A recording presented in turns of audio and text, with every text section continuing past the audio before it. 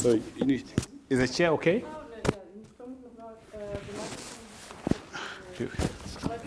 Yeah, do it for you. My name is Francis Sakwa, a grassroots human rights defenders. Currently, I'm in the early 30s. I live in Kenya, in formal settlement, a place called Mathare. Mathare is one of the second biggest slums in Kenya, in the capital city. Mostly, I work on issues of governance, human rights, and protest, and research on extrajudicial killing. But on my daily life, to keep my family home, I do some small-scale farming back in my ancestral land to sustain my family of 3 kids and my wife. Political class in Kenya rule the economy and they're in charge of the executive power, police force, and the economy. The political class is using any possible means to make sure that they stay in power. That's including killing, disappearance, mass destruction, burning people's houses. The police that is supposed to protect you, they operate in different ways. Currently, they have several units that specifically deals in assassinating or disappearing with human rights activists who are contrary, disappearing and killing with lawyers or members of opposition.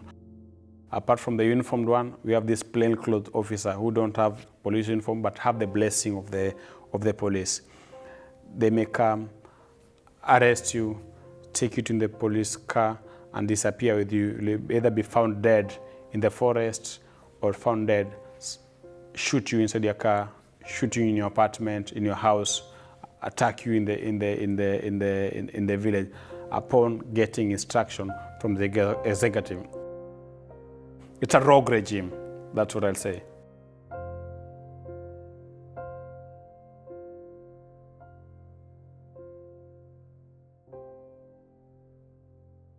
That's why I got in touch with the Shelter City program. They decided to host me for 3 months to have a rest and reboot so that I can go back to Kenya to continue my work. I'm very clear. My main objective is to make sure that a community that has social, economic, and cultural rights, with respect to human rights values, right to life, right to anything that will make sure that the community sees the future generation. I live in the community that there's a lot of atrocity, there's a lot of violations. So way of life within the community forces you and pushes you to become an activist. I do solidarity activism. I don't get any employment. I don't work to any organization. I'm a grassroots human rights defender, do it voluntarily and passionately. We get solidarity, but no financial support. I'm not attached. This violence that you spotted in the Kenyan context, for me, is not a new thing in Kenya. And probably until we have being on the front line and being on the assault flight, it's really a risky part. It's really something that needs courage. But I think our main strength, we have a good base at the grassroots level. Our struggle connects to the people at the local level. So that's how we adapt, because we have the blessing of the entire community in the process. Personally, I've been arrested more than 30 times, so I understand different police cells. During the arrest and spending some time in police cells and in prison, I've acquired several injuries, including, you'll see, I have some cuts in the hand, which surely this is a brutal force that I get from the police force. At one point, they gave me a penalty of more than 3,000 euros as a cash bail to make sure that I get out of prison. Your daily life is 2 euros, so the family could not raise that, so I was forced to go into prison. And I spent some time there in the prison, lucky to the solidarity of PBI and other international community that came into my rescue, but spending some time in the prison. This injustice are never achieved because main objective is because it's kind of a torture, psychological torture, to punish you so that you become coward and stop your work of activism. My view of the future is a future that respects human rights and promotes it as one of the fundamental rights globally. PBI is very important because it's one of the organizations that works at the local level.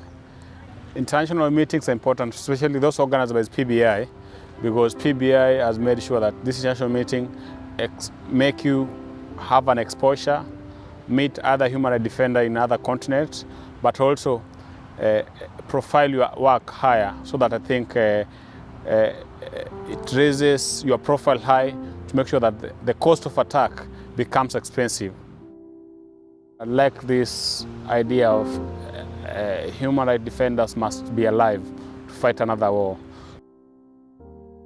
There was a Shelter City program I'd like it to be endorsed not only in European countries, that's Netherlands and other country, but I'll be very happy if this program can be adopted globally, so that because the Netherlands has no capacity to hold all human rights defenders globally. So I think if it can be adopted all over the world, for me to be a very noble idea, and I'll advocate for that. So I think for me, people in the Netherlands who are in that should focus on solidarity, donation, and publication to make sure that back in our country and in Kenya, we feel there's a bigger brother somewhere who feel and wish to be part of the process of reforming the country, because Kenya is part of the world.